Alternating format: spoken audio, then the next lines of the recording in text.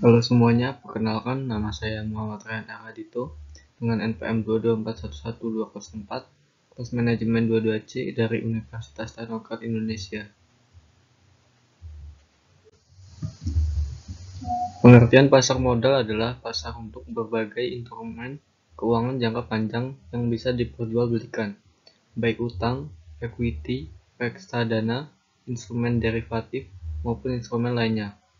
Pasar ini juga bertindak sebagai sarana pendanaan dari perusahaan maupun institusi milik pemerintah, sekaligus sarana berinvestasi.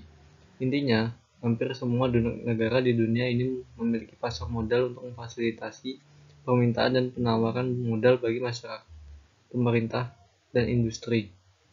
Di Indonesia, kegiatan pasar modal telah ada sejak 1880 dalam bentuk kegiatan jual-beli saham dan obligasi.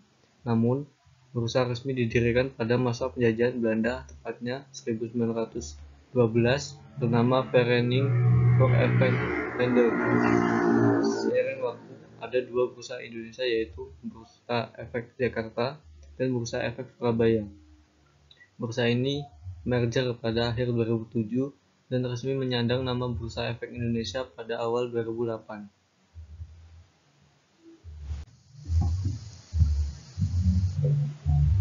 Fungsi pasar modal. Yang pertama, sarana penambah modal usaha. Bagi perusahaan, pasar modal bisa jadi sarana tambah modal usaha. Caranya dengan lepas saham ke publik atau menerbitkan surat utang alias obligasi. Lewat cara ini, perusahaan akan mendapat dana segar. Bagi perusahaan yang hendak melepas saham, caranya dengan menawarkan umum saham perdana alias IPO. Yang kedua, sarana pemerataan pendapatan. Contohnya, pembagian dividen alias keuntungan perusahaan kepada pemegang saham, atau penjualan saham yang sudah dimiliki. Itu sebabnya penjualan saham dan dividen dianggap sebagai sarana pemerataan pendapatan dalam jangka panjang. Yang ketiga, tambahan modal yang didapat oleh penerbit obligasi atau IPO saham tentunya bakal nambah keuangan perusahaan. Akan digunakan untuk apalagi kalau bukan meningkatkan produksi. Maka dari itu, perusahaan-perusahaan yang IPO atau penerbit obligasinya biasanya langsung melesat kinerja perusahaannya. Yang keempat, sarana menciptakan lapangan kerja. Keberadaan pasar modal mendorong perkembangan industri lain, maka nggak heran jika adanya pasar modal berdampak positif pada lapangan kerja baru. Yang kelima, meningkatkan pendapatan negara. Dividen yang dibagikan kepada pemegang saham akan dikenakan pajak pemerintah. Maka dari itu, pemasukan pajak bisa bertambah seiring kinerja emiten yang kian membaik. Yang keenam, indikator perekonomian negara. Aktivitas dan volume transaksi pasar modal suatu negara bisa menjadi indikator perekonomian negara. Semakin tinggi berarti kegiatan bisnis di negara tersebut berjalan baik, pun sebaliknya. Manfaat pasar modal. Pasar modal memiliki beberapa manfaat bagi yang bisa dirasakan oleh berbagai pihak, yaitu negara, emiten, dan masyarakat.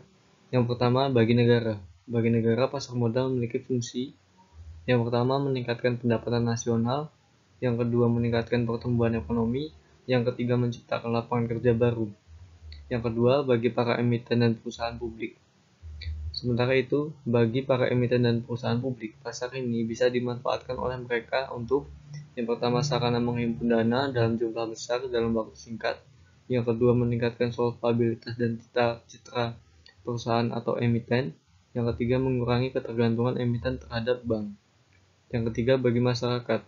Kegunaan pasar modal bagi masyarakat antara lain adalah yang pertama, menjadi sarana berinvestasi dengan membeli produk yang nilainya mengikuti pertumbuhan ekonomi. Yang kedua, memperoleh keuntungan berupa dividen dari para emiten. Selanjutnya, keuntungan dan risiko investasi di pasar modal. Yang pertama, keuntungan investasi pasar modal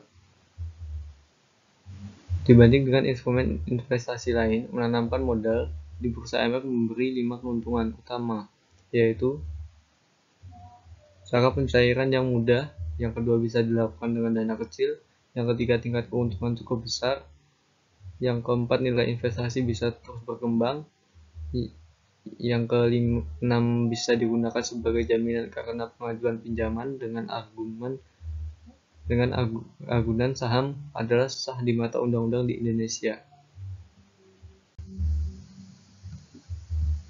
Selanjutnya, risiko berinvestasi di pasar modal. Semua instrumen investasi memiliki risiko masing-masing yang berbeda satu negara yang lainnya.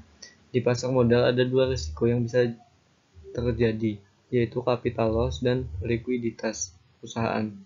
Yang pertama, capital loss adalah selisih negara harga penjualan instrumen pasar modal, saham, obligasi, reksadana, dengan harga beli. Singkatnya, selisih ini menjadi kerugian bukan keuntungan seperti capital gain. Yang kedua, likuidasi perusahaan adalah pembubaran badan usaha karena dinyatakan bangkrut. Pemegang obligasi mendapat haknya terlebih dahulu, sedangkan pemegang saham biasanya paling akhir mendapat hak kalau masih ada sisa penjualan aset perusahaan. Itu saja penjelasan dari saya. Terima kasih.